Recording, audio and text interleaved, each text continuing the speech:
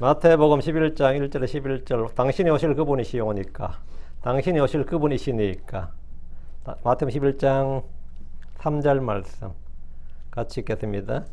그분께 이르되 마태복음 11장 3절입니다. 그분께 이르되 선생님이 오실 그분이시니까 아니면 우리가 다른 일을 기다릴까. 예, 그분께 말씀했다 이 말이에요. 그분께 말씀하셨더라. 그분께 선생님이 오실 그분이시니까 아니면 우리가 다른 일을 기다리리까. 한마디로 말하면 당신이 메시아가 맞느냐 아니면 당신이 메시아가 아니면 우리가 메시아를 기다려야 되느냐, 다른 메시아를 기다려야 되느냐 이 말이죠. 예, 우리가 소위 말하는 침례 요한의 의심 뭐 이런 부분입니다. 침례자 요한의 의심.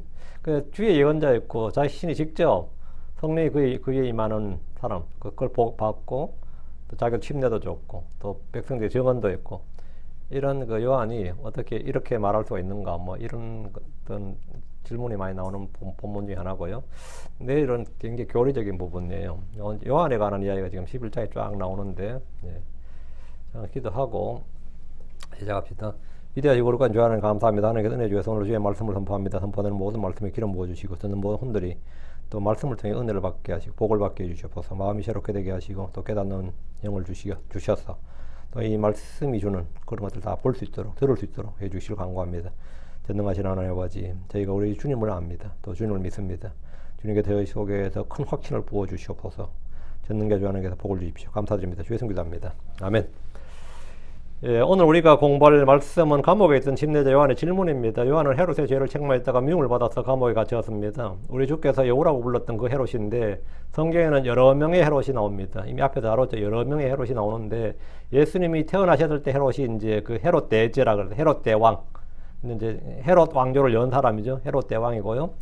에돔족 속에 있고 이둠의 사람입니다. 유대인이 아니죠. 그 율법에 따르면 유대 왕이 될 수가 없는데 뭐 로마 시대다 보니까 가능했던 일이죠. 에돔족 이둠의 사람입니다. 그는 베들레헴 주변에 2살 아래 아이들을 모두 죽이라는 명령을 내린 좀 잔인한 잔혹한 왕입니다. 그 다음이 아켈라오스인데 헤롯의 뒤를 이어서 왕이 되었습니다. 그런데 예수님의 모친 마리아와 함께 이제 예수님을 데리고 이집트로 갔다가 다시 돌아와야 되는데 그 요셉이 아켈라오스가 왕이 되었다 이 말에 헤롯이 죽고 아켈라오스가 왕이 되었다 이 말을 듣고 두려워 떨었다는 장면이 있죠. 그 사람은 더 성정이 잔인한 사람이에요. 마리아의 남편 요셉이 두려워서 갈릴리 지방으로 가서 나사렛에 정착하게 된 이유 중에 하나가 이 두 번째 헤롯 왕이죠. 그 헤롯 아켈라오스 때문입니다. 본문에 나오는 이 헤롯은 그 사람이 아니고 헤롯 안티파스로 갈릴리와 베레아 지역의 분봉왕입니다. 침례자 요한을 죽였고 예수님의 표적을 보기 위해서 신문했던 왕입니다. 그는 동생 빌립, 갈릴리 동북부 지역 그 이두리아 트라코니티스 지역의 분봉왕이었던 그 빌립의 아내였던 헤로디아를 그 자기 아내로 취했다가 침례인 요한의 책망을 들었습니다. 헤롯은 요한을 붙잡아다가 감옥에 가두었는데 옥중에서 그의 제자들을 예수님에게 보내서 그분이 오실 메시아인지 아닌지를 묻게 했습니다. 요한은 유대 광야에서 회개하라 하늘의 왕국이 가까이 있느니라 이렇게 선포를 했고 그리스도 오심을 선포했습니다. 그리고 그는 누가 그리스도인지를 알아내고 그걸 특정해서 백성들에게 알려주는 역할을 했습니다. 그냥 메시아가 온다 하면 누가 메시아인지 어떻게 알아? 뭐 그런 소리 하나 맨날부터 했지. 메시아가 온다, 메시아가 가까이 있다, 하늘의 왕국이 가까이 있다. 이렇게 말한 건 사실 의미가 없는 말이죠. 솔직히 말해서. 구체적으로 누가 메시아인지를 딱 찍어내서 저 사람이 메시아다. 이렇게 찍어내서 백성들에게 이 사람이 메시아라고 증언을 해줘야 되는데 그 역할을 맡았던 예언자. 그 아벨로부터 예언자가 쫙 구약의 예언자가 쭉 나오는데 그 일을 아벨로부터 예언한 예언자들은 메시아가 온다는 걸 예언했고 그 유일하게 예수님이 바로 이분이 메시아라고 딱 보고 찍었던 예언자는 한 명밖에 없어요. 그건 이사야도 하고 에스겔도 하고 다니엘도 아니에요. 침례자 요한이에요. 그렇죠? 직접 눈으로 보고 이 사람이 백성들 앞에서 내가 메시아가 온다 이 약속을 말한 게 아니라 메시아가 왔다 이렇게 증언했던 사람 그 예언자는 침례자 요한이라고요. 요한복음 1장 33절 34절 그럼에도 나는 그분을 알지 못하였노라. 그러나 나를 보내어 물로 침례를 주게 하신 그분 바로 그분께서 내게 말씀하셨느니라. 성령이 누구에게 내려와 그 위에 머무는 것을 내가 보거든 바로 그가 곧 성신님으로 침례를 주는 분이니라. 이에 내가 보았으며 또 이분이 하나님의 아들이심을 증언하였노라. 그러니까 침례요한은 자기도 처음에 누가 메시아인지 몰랐다 이거, 누가 그리스도인지 자기도 몰랐다잖아요. 나는 그분을 알지 못하였노라. 근데 하나님께서 나에게 물로 침례를 주라 하신 그 하나님께서 내게 가르쳐 주셨다고. 뭐냐? 성령이 누구에게 내려와 그 위에 머무는 걸 네가 보거든. 바로 그가 성신님으로 침례를 주는 분. 그가 바로 성령과 불로 침례를 주는 분이다고. 성신님으로 침례를 주는 분이다. 메시아다 이 말이에요. 근데 얘 내가 보았다고. 뭘 봤다는 거죠? 성령이 누구에게 내려앉는 걸 봤다고. 봤어요. 그런 몸을 봤어. 그래서 또 이분이 하나님의 아들이심을 증언하였노라. 요한은 한 사람을 특정을 해서 하나님의 아들이 온다, 하나님의 아들이 어디 있다, 가까이 있다, 이게 아니고 하나님의 아들이더라, 하나님의 아들이로다, 이렇게 증언을 한 거죠. 증언했다고요. 그러니까 요한은 예수님이 침례를 받으러 올 때 그분이 그리스도인 걸 알았고, 그분이 세상 죄를 제거하는 하나님 어린 양이요 하나님의 아들이심을 온 유대에 선포했습니다. 그랬던 그가 이제 감옥에 갇혔을 때 예수님이 과연 그리스도인지 아닌지를 다시 한번 확인하고 있습니다. 이것은 매우 이상한 일 중에 하나입니다. 여러분이 생각할 때 요한이 감옥에 어느 정도 있었을 것 같아요? 일주일? 한 달? 두 달? 어느 정도 갇혀 있었을 것 같습니까? 요한 약 1년 정도 감옥에 갇혀 있었습니다. 1년 정도. 감옥에 갇혀 있었는데 그 1년 정도 지나면 요한이 증언하고 예수님에 대해서 그래 증언하고 그 정도 지나면 뭐 돼요? 벌써 메시아 왕국이 서야 된다고요. 응? 뭐가 일어나야 되는데 한 달이 지나고 두 달이 지나고 세 달이 지나도 뭐 변화가 없어. 응? 내가 그분에게 침례를 주고 그분에 증언한 지가 언젠데 세월이 이렇게 지는데 왜 왕국이 섰다는 소개, 자기는 제자들을 통해서 계속 그분에 대한 소식을 계속 듣는데 뭐가 기대한 일이 없는 거예요. 응? 이건 매우 이상한 일 중에 하나입니다. 요한은 어쨌든 주의 영을 받은 예언자죠. 그런 예수님의 성령이 임하는 걸 받았고 그분이 그리스도임을 계시를 받았고 증언했던 사람입니다. 근데 그에게 대체 뭔 일이 있었던 겁니까? 그는 매우 젊은 시절에 그의 달려갈 길을 마쳤습니다. 그는 그가 선포한 하나님의 왕국이 설 줄로 알았습니다. 그의 당대에 그가 예수님을 선포했고 이미 증언했는데 그럼 자기 할 일은 끝난 거죠. 그는 주 예수님이 바로 왕으로 앉아 구약 성경의 예언들을 다 성취할 줄로 알았습니다. 그래서 하늘의 왕국이 가까이 왔다고 선포한 거예요. 하늘의 왕국이 가까이 있다고. 그가 선포한 왕국이 하늘의 왕국입니다. 그런데 그는 주 예수님께서 왕국을 세울 생각조차 없는 듯이 보였기 때문에 뭔가 의구심이 들었습니다. 도대체 다윗의 왕국, 메시아 왕국을 세우실 그분이 맞는지 아닌지 궁금했던 겁니다. 이는 예수님을 따르던 제자들도 마찬가지였습니다. 누가복음 9장 19장 11절에 그리고 그들이 이것들을 들었을 때 그분께서 하나의 비유를 더하여 말씀하셨으니 이는 그분께서 예루살렘에 가까이 오셨기에 그들은 하나님의 왕국이 즉시 나타난 줄로 생각했기 때문이더라. 하나님의 왕국이 즉시 나타날 줄로 생각했다. 그럼 요한도 마찬가지였죠. 하나님의 왕국이 즉시 나타날 줄로 생각했지. 한 달, 두 달, 세 달, 6개월, 7개월, 8개월, 1년이 지나도 소식이 없네? 소식이 없어요. 뭐 열심히 병 고친다는 말은 들리는데, 뭐 열심히 선포하고 병 고친다는 말은 들리는데, 메시아는 병 고치러 온 분이 아니에요. 왕국을 세우러 오시는 분이지. 사도들도 왕국을 선포하는 사역을 위임받아서 지금 온 이스라엘이 이 진리를 선포했습니다. 그들은 갈릴리에 계시던 주께서 유대로 예루살렘으로 갈 때면 왕국이 곧 나타날 줄로 생각했습니다. 뭐 잘못된 생각이에요? 그렇게 생각했어요. 구약의 유대인들은 초림과 재림의 구분이 없습니다. 초림과 재림은 세임이었어요. 그냥 주의 오심 하나지 초림, 재림 같은 구분 없습니다. 구약의 유대인들은. 그리고 구약의 유대인들은 하늘의 왕국과 하나님의 왕국의 구분이 없습니다. 그건 세임이에요. 그렇기 때문에 하늘의 왕국이 가까이 왔다나 하늘의 왕국이 가까이 왔다나 그들은 세임이었어요. 우리가 지금 구분하는 거지. 우리가 지금 구분하지. 장로교는 물론 구분 안 해. 우리가 구분하는 거지. 응? 그 침례자 요한은 왕이신 그분께서 왕좌에 앉으시면 왕국이 회복되고 헤롯으로부터 자신을 구출해 줄 것으로 생각했을 것이고 감옥에 갇힐 때 요한은 자기가 죽어서 나올 줄은 생각도 안 했을 겁니다. 당연히 메시아가 왔는데 뭡니까? 자기 감옥 갇혀도 그냥 무죄 방면 될 줄 알았죠. 금방 자기 구출하러 올 줄 알았지. 왜? 옥에 갇힌 자들이 뭐 한다고? 풀려난다잖아. 말씀에 따라. 그 당연히 자기는 뭐 며칠 있으면 나올 줄로 생각했지. 그런데 이게 감감무소식이네. 어때요? 뭔가 이상하잖아. 어? 헤롯으로부터 자신을 구출해 줄 것으로 생각했을 것이고 로마의 군대를 물리치고 하늘의 왕국을 세울 줄로 그렇게 알았고 확신했음이 분명합니다. 그러나 그런 기대와 달리 주 예수님은 지금 정치적 메시아 왕국, 물리적 왕국을 세울 계획이 전혀 없어 보였습니다. 제자들보다 들려오는 모든 소식에도 그런 기미는 보이지 않습니다. 그런 조짐은 전혀 없습니다. 그런 움직임 자체도 없습니다. 그런 의사가 없어 보입니다. 이렇게 보고를 듣는 거예요. 그 일은 주님께서 다시 오실 때 일어날 일입니다. 그러나 침례제와는 당시 모든 유대인들과 사도들도 마찬가지였고요. 그런 개념이 없었어요. 그러니까 이 요한이 예수님을 의심할 정도였다면 왜 당시에 바리새인들과 서기관들, 율법사들이, 제사장들이 예수를 못 믿었는지 알겠죠. 침례자 요한이 이 정도라면 말이죠. 다른 사람들은 말할 필요가 없는 거지. 자, 본문을 보겠습니다. 1절. 그리고 이런 일이 있어서니 예수님께서 그분의 12제자에게 명령하기를 마치셨을 때 그분께서 그들의 도시들에서 가르치시며 선포하시려고 거기를 떠나셨더라. 주께서 제자들에게 복음 사역을 위탁하신 후의 일입니다. 우리는 하나님의 신비들을 맡은 청지기들이고 그리스도의 사역자들입니다. 우리에게는 복음의 분배 사역이 맡겨졌습니다. 그분의 12제자에게 복음 선포의 명령을 마치신 후에 그분께서는 그들의 도시들에서 가르치시며 선포하시려고 거기를 떠나셨습니다. 그리고 이런 일이 있었으니 and it came to pass. 이 말씀 앞에는 제자들이 전도 여행을 마치고 돌아와 주님께 보고한 장면이 있어야 됩니다. 지금 주님은 갈릴리 해변을 중심으로 각 도시를 돌면서 복음을 전하고 있습니다. 제자들이 일을 마친 후에 주님께 돌아와서 그들이 했던 일을 보고했습니다. 그런 중에 침례자 요한이 옥중에서 그분이 자기 제자들을 보냈습니다. 이 일에 요한이 함께 했다면 좋겠지만 요한은 예수님의 증인이지 제자가 아닙니다. 그는 회개 침례와 제3연과 왕국의 도래와 그리고 그리스도가 누구인지를 온 유대에 선포하고 증언해주고 그까지가 그의 사역이었습니다. 요한은 예수 그리스도의 스승이나 후견인이 아닙니다. 2절. 이제 요한이 감옥에서 그리스도 일들을 들었을 때 그는 그분의 제자들 중에 그의 제자들 중에 두 사람을 보내어 그리스도에 관한 일들, 그리스도께서 행하신 일들이 되고요. 그리스도 일들을 들었을 때 이렇게 그리스도 일들을 들을 때 그 침례자 요한은 헤롯의 명령으로 잡혀와서 감옥에 갇혔는데 요한은 당대 왕이었던 헤롯 안티파스의 죄를 책망했습니다.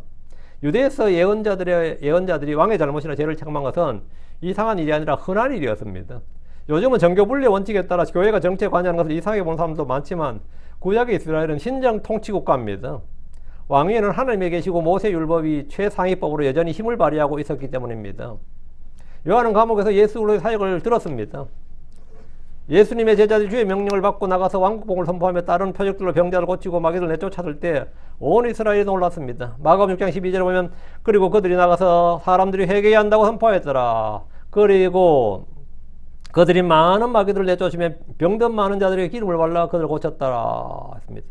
그들이 선포한 복음은 침례자 요한이나 우리 주 예수님께서 선포한 말씀 그대로였습니다.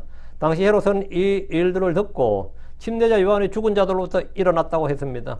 백성들은 예수님을 엘리야다 예언자들 중에 하나와 같다고 했습니다. 그렇다면 지금 마태복음의 기록은 시간적으로 요한이 죽기 직전의 일임을 알 수 있습니다. 역사에 따르면 요한은 1년 동안 감옥에 갇혀 있었다고 합니다. 요한은 자기는 물로 침례를 주지만 그분은 물로도 침례를 주지만 불과 성령으로 침례를 주신 분, 성신으로 침례를 주실 분이라는 사실을 선포한 적이 있습니다. 요한은 감옥에서 예수님이 하시는 놀라운 일들에 대해서 듣고 있었습니다. 수많은 병자들이 치유를 받았고 마귀들이 쫓겨났고 심지어 죽은 자들이 일어났다는 말은 요한이 들어도 놀라운 일임에 틀림없습니다.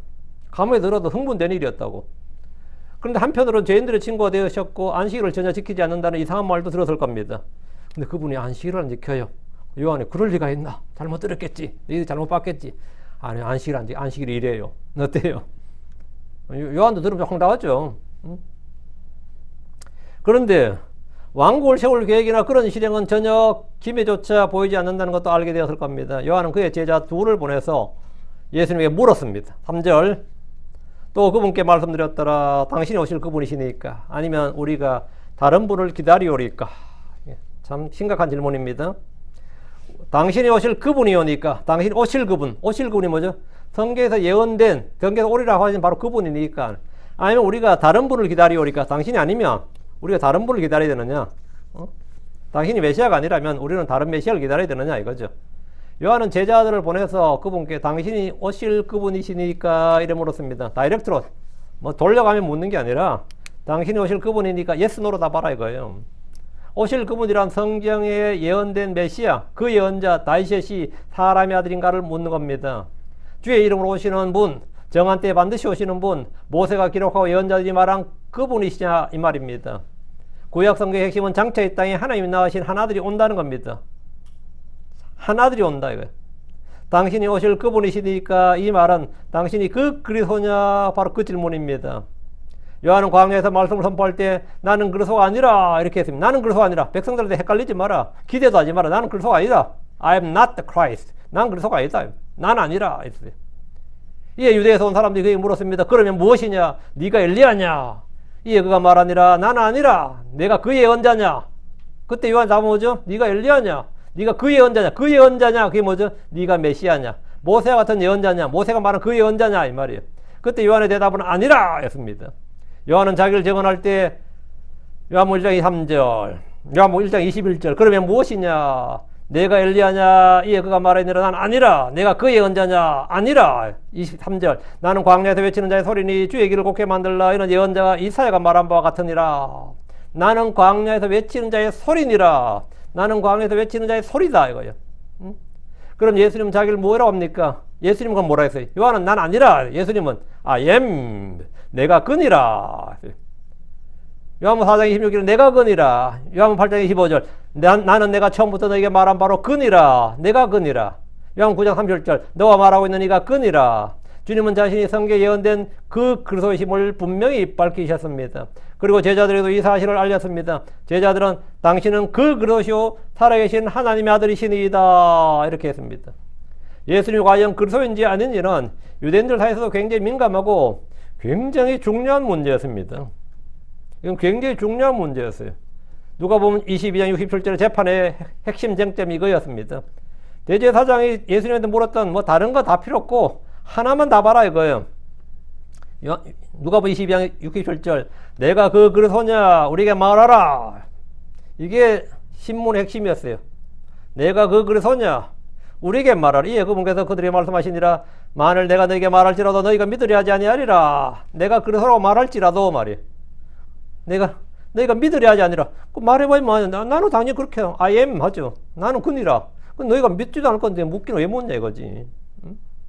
유대인들이 예수님을 죽이려고 했던 가장 큰 죄목이 바로 그가 자신을 그리스도라고 주장한다는 겁니다. 요한복음 7장 26절 그런데 보라 그가 담대하게 말하느니라. 그럼에도 그들이 그에게 아무 말도 하지 아니하는데 통치자들은 참으로 이 사람이 바로 그 그리스도인 줄 아는 것인가? 백성들은 야, 이 사람들 보니까 이 사람이 그 그리스도인 줄 아는 것인가? 그 그리스도라고 인정하는 것인가? 드디어 인정받는 거야. 이분 진짜 그리스도 맞는가 말이죠. 그분이 그리스도라면 그들은 그분 앞에 무릎을 꿇고 경배해야 됩니다. 그분의 말을 모두 순종해야 됩니다. 그분이 그리스도라면 믿어야 되고 순종해야 돼요.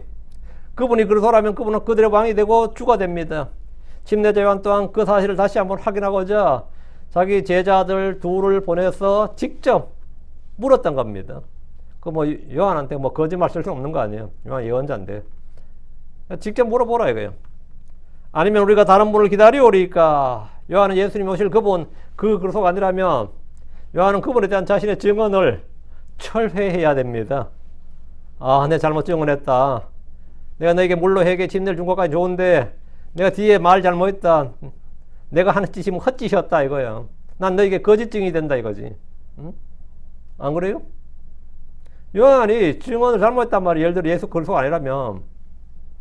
그리고 성경에 예언된 그분을 그들은 또 마냥 기다려야 됩니다. 그럼 요한은 왜 이런 의심을 하게 된 겁니까? 그것은 메시아의 사역에 대한 관점과 믿음의 차이입니다. 침례자 요한이 생각한 그 그리스도는 이 땅에 곧 하늘의 왕국을 세우시는 분이시고 심판을 집행하시는 분입니다. 마태복음 3장 10절에 그리고 이제 또한 도끼가 나무들의 뿔에 놓였도다. 그러므로 좋은 열매를 맺지 아니하는 모든 나무는 지켜 불 속에 던져지리라. 이걸 누가 한 말이에요? 침례자 요한이 자기가 한 말입니다. 자기가 지금 뭘 선포한 거예요? 모든 나무는 지켜 불 속으로 던져지라. 심판을 선포한 거예요. 회개에 합당한 열매를 맺지 못하면 너희는 지켜 불 속에 던져진다 이거예요. 그런데 주 예수님은 아무도 심판하지 않으셨습니다. 로마에 대해서는 언급 자체가 없으셨습니다. 주님은 로마에 대해서는 말 자체가 없으셨어요. 로마에 대해서는. 요한은 그래도 헤롯의 죄에 대해서 책망했잖아요. 요한은 헤롯의 죄에 대해 책망하다가 지금 감옥에 갇혔는데 주님은 헤롯의 불법과 죄에 대해서 이런 방구도 하지 않으셨습니다. 주님은 헤롯에 대해서 이런 방구도 하지 않으셨어요. 요한 자기는 하는데 예수님은 안 하잖아요. 그분은 세리들과 죄인들의 친구란 말도 들렸습니다. 안식일을 준수하지 않고 금식하지 않는다는 말도 들렸습니다. 야, 그분과 그분의 제자들은 안식일도 안 지키고 금식도 안 해요. 요한이 들을 때 어때요? 참 난감하지. 요한은 그의 제자들을 통해 그분의 사역에 대해 계속 듣고 있었을 것이고 그럴 때마다 뭔가 잘못되었다, 뭔가 이상하다는 생각을 했던 것이 분명합니다. 왕국은 대체 언제 세우는가? 그분이 과연 통치자 그리스도가 맞는가? 이런 생각을 하고 또 할 수밖에 없었을 겁니다. 억울하게 감옥에 갇힌 자기를 돌아보지도 않고 구출하지도 않았습니다. 주님 신방이라도 하고 사식이라도 넣어주고 면회다라도 하고, 그죠? 응? 그래도 위로의 말씀을 하고, 응? 여기서 죽는다라고 뭐 말씀이라도 했으면 또 다른데 이게 뭐 소식이 없어. 그래서 한 번쯤 와볼만 하지 않아요? 응? 여러분 어떻게 생각해? 나 이거 보면서 그래서 예수님도 그렇게 사역을 잘하신 건 아니다 하는 생각이 들었어요. 예수님도 그렇게 상대 위로를 받았어. 아니 나라도 안 그렇겠습니까? 좀 영치금도 좀 넣어주고 있잖아요. 제자 뭐 12라 되는데 한 2명 정도 붙여가지고 옆에서 수발 좀 들어라. 요한 살면 얼마나 살겠냐 이러면서. 근데 저저그런 게 없는 거예요. 아니 그게 그래도 그리스도라면 말이죠. 뭔가 할 줄로 생각했는데 뭐 어떤 것도 이루어지는 게 없습니다. 그분이 그리스도라면 모세나 엘리야와 같은 구체적인 표적들로 온 세상이 다 믿고 따르도록 해야 되는 것이 아닌가 생각했을 겁니다. 그러나 예수님은 요한의 기대와 전혀 다르게 행하셨기 때문에 직접 물어보고 확인할 필요가 있었습니다. 성도들의 신앙이 무너지는 순간이 이런 때입니다. 그 성도들의 신앙이 무너지는 순간이 언제냐? 내가 체험도 있고 믿음도 있고 다 있는데 내가 기대한 것과 너무나 다르게 뭐가 일이 돌아갈 때예요. 응? 제가 윤 목사님 사도바울 같은 사람인 줄 알았습니다. 근데 내가 기대했던 건 그래. 근데 보니까 영 아니야. 그때 믿음이 무너져요. 킹잼 성경 쓰는 교회들은 최소 이런 교회인 줄 알았습니다. 보니까 개판이야. 어때요? 내가 기대했던 게 있다면 내가 기대했던 게 있어. 근데 막상 겪어보니까 아니야. 그럴 때 어떻게 생각해요? 저는 이쪽에 온 사람들은 전부 다 성경에 칼날 같은 믿음과 형제 살아있는 줄 알았습니다. 근데 뭐 장로보다 더 못해요. 어때요? 그냥 이때가 무너지는 겁니다. 다. 응? 이럴 때 내가 기대했던 바와 다르게 현실이 벌어질 때 저는 막 킹잼 성경 쓰는 목사님들은 뭐 킹잼 성경 어떨 것 같아요? 더 개판이지. 킹잼 성경 쓰는 교회는 어떨 것 같은데 뭘 기대하고 왔는데 거기 뭘 기대하고 왔냐고. 킹잼 성경 쓰는 교회는 뭘 기대하고 왔어? 당신이 기대한 거 하나도 못 얻는다고. 응? 아무것도 못 얻어요. 성도들 신앙이 무너지는 게 대부분 이때예요. 내가 기대한 것과 생각한 것과 전혀 다를 때 이게 아니지 않나? 내가 생각한 교회는 이게 아닌데, 내가 생각하는 킹잼 성경 신자는 이게 아닌데, 내가 생각한 이쪽 목사님 이런 게 아닌데, 난 이런 거라고 생각 안 했는데, 그러면 뭔가 이상하다, 뭔가 잘못된 것이 아닌가 의심이 됩니다. 실제로 교회도 마찬가지입니다. 내가 기대한 방향과 내가 생각한 것과 전혀 다르게 교회가 운영될 때, 그리고 그렇게 돌아갈 때, 이거 아닌데, 이거 잘못되었는데, 이렇게 판단을 합니다. 하나님께서 나의 생각과 나의 기대한 대로 움직이셔야 되는 게 아닙니다. 교회도 마찬가지고요. 내가 그분의 뜻과 계획대로 움직이게 됩니다. 자, 4절. 예수님께서 그들에게 대답하여 말씀하셨더라. 가서 너희가 듣고 보는 그것을 요한에게 다시 보이라. 예수님의 대답이 이거예요. 예수님의 대답은 다른 때 똑같이 그냥 I am 하면 끝이에요. I am 해버리면 제자로 돌아가서 맞다는데요. 그런 답이지 뭐. 선생님이 물으셨는데 제가 물어봤더니만 예수님이 I am 하셨다고. 예수님이 yes 이래서 끝나는 거예요. 한다더러 yes. 예 하면 끝난 거라고. 예수님의 대답은 내가 그니라가 아니었습니다. 그는 요한에게 줄 대답을 이렇게 말씀하셨습니다. 가서 너희가 듣고 보는 것들을 요한에게 다시 보이라. 이렇게. 요한의 제자들은 평소 예수님의 행적에 대해서 요한에게 보고했습니다. 그러니까 다시 보이라는 거예요. 너희들도 이미 평소에 다 이야기했을 거란 말이지. 그러니까 지금 다시 보이라. 지금 내가 한 걸 보고 보이라는 거죠. 그런 보고는 요한의 믿음을 세워준 것이 아니라 흔드는 것들이었습니다. 그래서 주님은 다시 보이라고 한 겁니다. 제대로 정확하게 보고하라는 겁니다. 요한의 제자들이 옥중에 있는 자기들의 스승에게 그분이 행하시는 메시아의 표적들과 권능들, 이적들을 요한에게 말해주면 요한은 고난 중에서 도리어 믿음이 더욱 굳게 세워졌을 겁니다. 그런데 악한 보고, 잘못된 보고, 의심이 된다는 그런 보고를 주로 했기 때문에 요한이 의심을 품게 된 겁니다. 가서 너희가 듣고 보는 것들을 요한에게 다시 보이라. 다시라는데 언더라. 다시 보이라. 이렇게. 4절에. 다시 보이라 이 말은 뭐죠? 제대로 정확하게 말해주라 보이라는 거예요. 요한의 제자들이 듣고 보는 것은 주님이 행하신 일들입니다. 주님이 행하신 일들을 듣고 보면 누구라도 그분이 그리스도인 것을 충분히 알고 믿을 수 있습니다. 5절 눈먼 자들이 그들의 시력을 받으며 또 다리 저는 자들이 걸으며 나병한 자들이 깨끗하게 되며 또 귀먹은 자들이 들으며 죽은 자들이 일으켜지며 또 가난한 자들은 그들에게 선포된 복음이 있느니라. 이것은 메시아의 표적들입니다. 주님은 6가지를 말씀해 주셨는데 이것은 예언자 이사야가 메시아의 출현을 예언할 때 했던 말씀들이에요. 지금 6가지가 나오죠.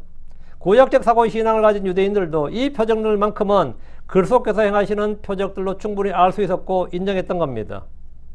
주님 회당에서 성경을 읽으실 때 읽다가 중간에 멈추시고 책을 덮으셨는데 그것은 바로 우리 하나님께서 원수 갚으시는 날을 선포하며 이 부분입니다. 주님은 그 앞에까지 읽으셨어요. 우리 하나님께서 원수 갚으시는 날을 선포하며 이 부분을 안 읽으셨어요. 그 책을 덮으셨다고 했죠. 왜 읽다가 왜 덮었냐 이건 초림의 사역, 이번에 주님이 하실 사역이 아니었습니다. 요 앞에까지만 딱 읽고 마치고 이 말씀이 너희에게 응하였느니라 이랬다고요. 그게 우리 하나님께서 원수 갚으시는 날을 선포하며 이 부분은 재림의 사역입니다. 지금 주님께서 말씀하신 것들도 재림의 사역을 제외하고 초림 때 행하실 일들만 말씀하신 겁니다. 지금 주님이 행하실 이 6가지인데 이사 61장 1절 포로된 자들에게 자유를 결박된 자들에게 감옥에서 노임을 선포하며 라는 이 말씀이 있어요. 이것이 요한이 기대한 일입니다. 이게 침례자 요한이 기대한 일이에요. 그러나 이번에 주님은 이 2가지를 제자들이 말씀하지 않으셨습니다. 주님은 요한의 석방이나 구출이나 자유를 말씀하지 않으셨습니다. 눈먼 자들이 시력을 받고 다리 저는 자들이 걷고 나병한 자들이 깨끗하게 되고 귀먹은 자들이 듣고 죽은 자들이 일으켜지고 가난한 자들에게 복음이 선포된다. 요것만 주님이 말씀하셨고 요것만 이번에 주님이 하신 사역이에요. 그리고 이것이 그분이 그리스도이심을 입증하는데 아무런 부족함이 없다는 겁니다. 이 말씀들을 지금 우리에게 적용할 때 모두 영적으로 지금 우리에게 적용해서 영적으로 눈먼 자, 영적으로 귀먹은 자, 영적으로 죽은 자, 영적으로 가난한 자, 마음이 가난한 자 이런 식으로 교훈을 받을 수 있습니다. 예수를 믿을 때 우리 지각의 눈이 열립니다. 의의 길로 걷고 달릴 수 있습니다. 더러움에서 깨끗하게 됩니다. 진리를 들을 수 있습니다. 죄와 허물 가운데 죽었던 내가 되살아납니다. 아무것도 없던 제가 마음이 부유하게 됩니다. 모든 걸 소유한 자가 됩니다. 이것은 영적 교훈적 적용이고요. 이건 이제 문자적 적용으로는 문자적 적용 말이에요. 자, 6절입니다. 그리고 누구든지 나로 인하여 힐족하지 아니할 자는 복이 있도다. 그리고 누구든지 나로 인하여 힐족하지 아니할 자는 복이 있도다. 이 말은 뭐예요? 나로 인하여. 예수님 누구를 세우시는 분이지 무너뜨린 분이 아니잖아요. 넘어뜨린 분이 아니라고. 나로 인하여 실족하지 아니할 자는 복이 있도다. 예수님으로 인해서 은혜를 받고 믿음을 얻는 것이 아니라 도리어 실족하는 사람들이 많이 있다는 겁니다. 그분의 말씀과 건너에 깜짝 놀란 사람들이 하는 말이 있습니다. 마태복음 13장 56절 57절 마태복음 13장 56절 57절 그리고 그의 누이들 그들이 우리 함께 있지 않느냐. 그런데 이 사람이 어디서 이 모든 것들을 얻었느냐. 그리고 그들은 그분으로 인해 실족하였더라. 여보. 그리고 그들은 그분으로 인해 뭐 했다? 구원받았더라 아닙니다. 그들은 그분으로 인해 은혜 받았더라 아니에요. 복 받았다 아닙니다. 그리고 그들은 그분으로 인해 실족하였더라. 그러나 예수님께서 그들에게 말씀하였더라. 예언자가 자기 자신의 고향과 자기 자신의 집 외에 존경받지 못하는 일이 없느니라. 예수님이 잡히시던 밤에 제자들은 예수님으로 인해 실족했습니다. 자, 마태복음 26장 31절 너희가 모두 이 밤에 나로 인하여 실족하리라. 이는 내가 목자를 치리니 양떼 양들이 널리 흩어지리라 기록되었기 때문이라. 그 실족한다는 것은 우리말로 뭐죠? 발을 헛디디는 거죠. 뭔가에 걸려 넘어지는 게 실족이에요. 계단에 실족하면 크게 다칠 수가 있습니다. 어떤 길은 발을 헛디게 되면 저 아래로 떨어져 죽기도 합니다. 나로 인하여 실족하지 않을 자가 복이 있다는 것은 예수님께서 시온에 놓이는 걸림돌이 되고 많이들이 그분으로 인해 넘어지기 때문입니다. 누가복음 2장 34절에 보라 이 아이는 이스라엘에서 많은 사람을 넘어지게 하고 다시 일어나게 하기 위해 그리고 비방을 받는 표적이 되기 위해 세워졌다. 이 아이는 이 예수는 말이에요. 이스라엘에서 많은 사람을 넘어지게 하고 이게 뭐죠? 실족이에요. 실족이라고. 주님은 믿는 자에게 반석이 되고 믿지 않는 자에게 걸림돌이 됩니다. 주님은 자, 로마서 9장 33절 이것은 기록된 대로 보라 내가 걸림돌과 실족하게 하는 반석을 시온에 두노라. 그리고 누구든지 그를 믿는 자는 부끄러워하지 아니하리라. 예수님으로 인해 실족하지 않는 방법은 예수님을 주요 그리스도로 믿는 겁니다. 그것이 전부입니다. 그럼 실족하지 않습니다. 예수를 믿지 않으면 누구나 그분으로 인해 망합니다. 실족합니다. 예수를 믿는 자는 성령으로 침례를 받습니다. 그분을 믿지 않는 자는 불로 침례를 받습니다. 7절로 갑니다. 7절.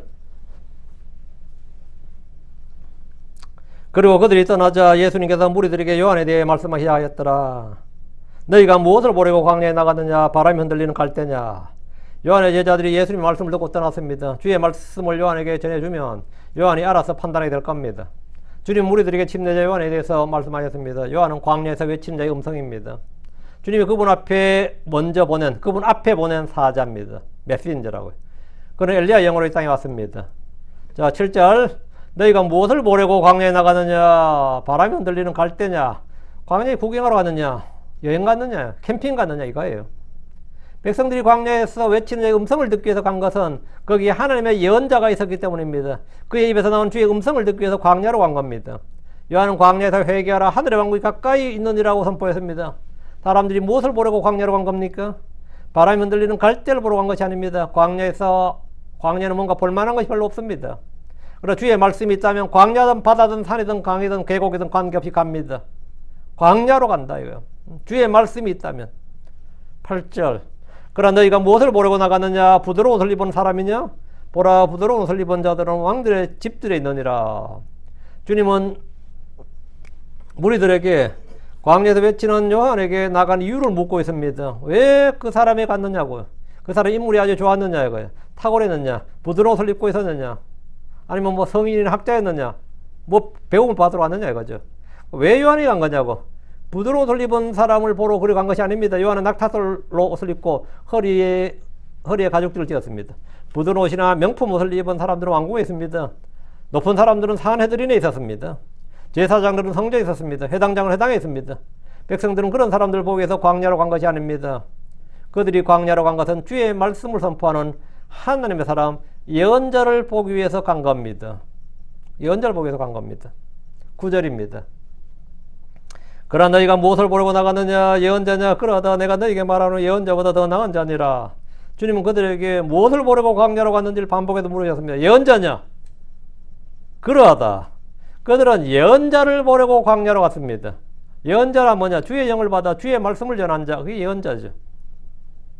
예언자를 통해 하나님의 말씀을 듣기 위해서 백성들이 광야로 간 겁니다. 내가 너희에게 말하는 예언자보다 더 나은 자니라. 요한은 단순한 예언자가 아니라 예언자들보다 더 나은 자다. 모든 예언자들보다 가장 뛰어난 자예요. 가장 큰 자입니다. 예수님은 요한은 그냥 예언자들 중에 하나가 아니라 예언자들보다 더 나은 자로 가셨습니다. 그는 여자들 중에서 난 자 중에 가장 큰 자입니다. 예언자보다 더 나은 자. 그는 구약에서 예언된 주의 사자여 주께서 보내신 엘리야이기 때문입니다. 구약의 어떤 예언자도 주의 말씀을 선포하면서 육신을 입으신 그분을 직접 보고 증언한 예언자는 아무도 없습니다. 그들은 모두 주의 영을 받아서, 그래서 영을 받아서 주의 오심과 그분의 고난과 영광, 오실 영광에 대해서 그 후에 있을 영광을 선포했지만 직접 그들은 주님을 보지 못했습니다. 그리고 직접 그분을 보면서 증언한 건 없어요. 그러나 그렇게 한 유일한 예언자가 있었으니 그가 바로 침례자 요한이었단 말이죠. 요한은 다른 예언자들과 달리 사람이 되신 하나님, 말씀이 육신이 되신 하나님, 처음부터 계셨던 말씀이 사람이 되셨어. 육체로 오신 그분을 직접 보고 증언했습니다. 그래서 예언자보다 나은 자, 가장 큰 자라고 불립니다. 누가복음 7장 28절 이는 내가 너에게 말하는 여자에게서 태어난 자들 가운데 침례자 요한보다 더 큰 예언자가 없기 때문이니라. 침례자 요한보다 더 큰 예언자가 없다. 침례자 요한보다 큰 예언자가 없어요. 무리들은 침례자 요한에게 나와서 회개하고 물로 침례를 받았지만 그가 누구인지 잘 알지 못했습니다. 그는 제사장 사가랴의 아들이란 것과 하나님의 예언자란 정도였습니다. 역사적으로 보면 요한을 따르던 제자들의 무리가 3세기까지 활동했다는 기록이 있습니다. 그러니까 요한도 일개 분파를 만든, 소위 말한 일개 종파를 만든 그런 사람이었어요. 요한의 제자들은 계속 있었습니다. 주님이 요한에 대해 증언한 것은 요한을 통해 선포된 증언, 요한이 선포한 그 말씀을 믿으라는 겁니다. 요한은 예수님을 나보다 앞서신 분, 성령으로 불로 침례를 주신 분, 하나님의 어린 양, 세상 죄를 제거하시는 어린 양이심을 선포했고 그분이 그리스도이심을 선포했습니다. 그 사실을 믿으라는 겁니다. 그 사실을 믿으라는 겁니다. 10절 이는 이 사람이 바로 그니라. 그에 대하여 기록되었으되 보라 내가 내 사자를 내 얼굴 앞에 보내노니 그가 내 앞에서 내 길을 예비하리라. 이 사람이 바로 그니라. 이 사람이 바로 그니라 할 때 이 그니라는 메시아다 이 말이 아니고요. 그건 예수님이고, 이는 이 사람이 바로 그니라 하고 그에 대하여 기록되었으되, 요한에 대해서 기록되었는데 뭐라 그러나, 보라 내가 내 사자를 내 얼굴 앞에 보내노니 그가 내 앞에서 내 길을 예비하리라. 이는 이 사람이 바로 그니라. 요한이 구약성경에 예언된 바로 그 사람이란 겁니다. 구약성경에 예언된 그 사람이 누구냐? 예언자 이사야와 말라기의 요한에 관한 기록이 있습니다. 마가복음 1장 2절 3절에 보면, 그리고 예언서들에 기록된 것 같이 보라 내가 내 사자를 내 얼굴 앞에 보내노니 그가 내 앞에서 내 길을 예비하리라. 광야에서 외치는 자의 음성이라. 너희는 주의 길을 예비하라. 그분의 행로를 곱게 하라 했는데, 구약성경에서 예언자들이 주의 얼굴 앞에 오는 사자, 주의 길을 예비하며 광야에서 외치는 자의 음성이 바로 요한임을 우리 주께서 증언하셨습니다. 그냥 하나님의 예언자, 그냥 예언자가 아니다 이거예요. 바로 기록된 예언자다 이거예요. 기록된 예언자. 요한은 예수님이 바로 그 그리스도임을 증언했고, 예수님은 요한이 바로 주의 사자, 이사야와 말라기 예언서에 기록된 바로 그 예언자라는 걸 증언한 겁니다. 그렇다면 백성들은 요한의 증언을 듣고 예수님이 그 그리스도이심을 믿어야 됩니다. 예수님 오셔야 할 그분이심을 믿어야 됩니다. 믿는 자는 구원을 받습니다. 믿는 자는 그 빛을 얻고 생명을 얻습니다. 믿는 자는 성령을 받습니다. 11절입니다. 진실로 내가 너에게 말하노니 여자에게서 태어난 자들 가운데 침례 요한보다 더 큰 자가 일어나지 아니하리로다. 그럼에도 불구하고 하늘의 왕국에서 가장 작은 자가 그보다 더 크니라. 주님의 이 말씀은 굉장히 파격적입니다. 유대인들이 가장 큰 자로 여기는 사람은 단연 모세였습니다. 구약에서 유대인들 중에 가장 큰 자는 모세죠. 율법의 수혜자였고 주님과 얼굴을 마주 대하던 친구처럼 대하였던 사람, 그게 모세예요. 그는 출애굽을 이끌었고 셀 수 없는 놀라운 표적들을 보였던 사람입니다. 심지어 모세는 그리스도를 이끌어 나 같은 예언자라고 할 정도입니다. 그런 모세와 비견된 예언자가 없었습니다. 모세보다 더 큰 사람, 비견될 사람을 찾으려면 민족의 시조로 할 수 있는 아브라함 정도일 겁니다. 아브라함은 더 위대한 예언자로서보다는 민족의 시조라는 점에서, 파더라는 점에서 이제 아브라함 정도죠. 아브라함, 이삭, 야곱은 이스라엘 조상들로서 가장 큰 어른들입니다. 그러나 예언자로서, 예언자로는 단연 모세, 엘리야가 꼽혔고, 왕으로서는 단연 제일 큰 사람 다윗이죠. 다윗과 비교할 왕은 없는 거죠. 어떤 왕도 다윗과 비교할 수는 없어요. 예언자로는 모세와 엘리야, 제사장으로는 사무엘, 왕으로는 다윗. 제일 큰 자라면 이 정도가 물론 솔로몬도 지혜의 대왕으로 높임을 받았지만 다윗보다 큰 자라고 할 수는 없죠. 누가 생각해도 다윗이 더 큰 자고 더 위대하지 솔로몬보다야. 안 그래요? 아무리 여호수아가 위대하다고 모세하고 비교할 수 없는 거지. 솔직히 사사시대 사사들이 아무리 위대하다 그래서 모세하고 비교할 수 없는 거예요. 이것은 유대인들에게 전통적인 관점이고 유대인들 다 동의하는 바예요.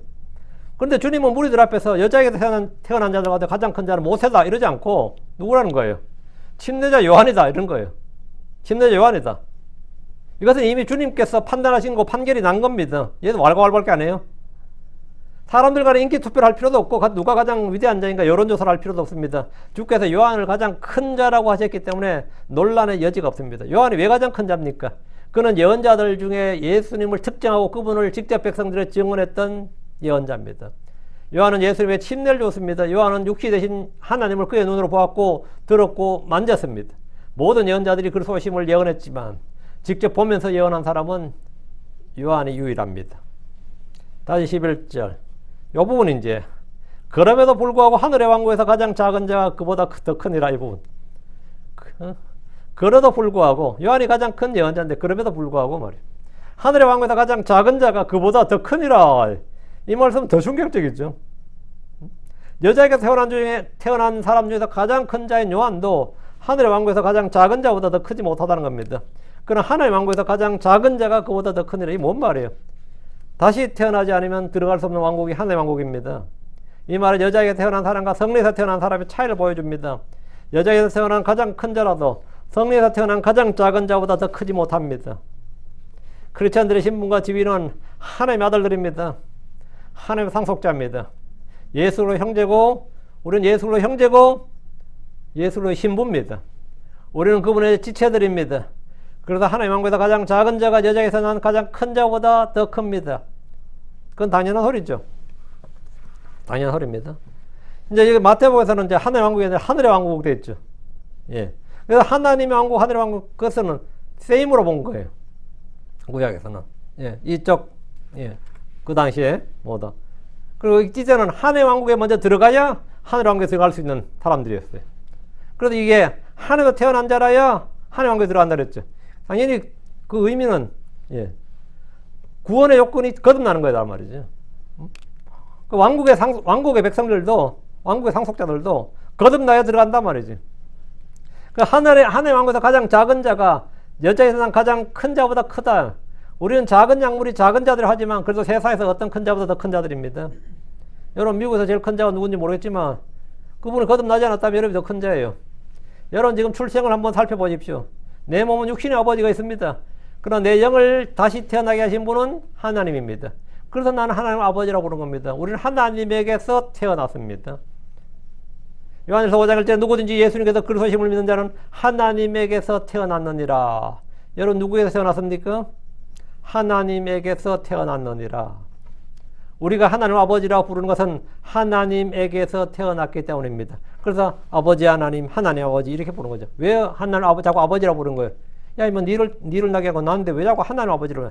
나의 육신을 태어나게 한 건 육신의 아버지가 있고 나의 영을 다시 태어나게 한 것 그거는 뭐 하나님이다. 하나님에게서 태어났느니라. 그래서 우리는 두 번 태어났다 그러죠. 요한복음 1장 12, 13절 그러나 그분을 받아들인 자들 모두에게 곧 그분의 이름을 믿는 자들에게 하나님의 아들들이 되는 권능을 그분께서 주셨느니라. 이들은 혈통이나 육신의 뜻이나 사람에서 태어나지 않았고 하나님에게서 태어난 자들이니라. 이들은 뭐라고요? 하나님에게서 태어난 자들이니라. 그 나는 누구에 태어났다고요? 하나님에게서 태어난 자라고요. 크리스천은 뭐냐? 크리스천 누구에서 태어났느냐? 이게 중요합니다. 하나님에게서 태어났다고. 우리는 성령에서 났습니다. 사람이 물에서 나고 성령에서 나지 않으면 하나님의 왕국을 볼 수 없고 들어갈 수 없습니다. 육에서 난 것은 육이요 성령에서 난 것은 영입니다. 영은 하나님에게서 성령에게서 났어요. 우린 주의 말씀으로 태어났습니다.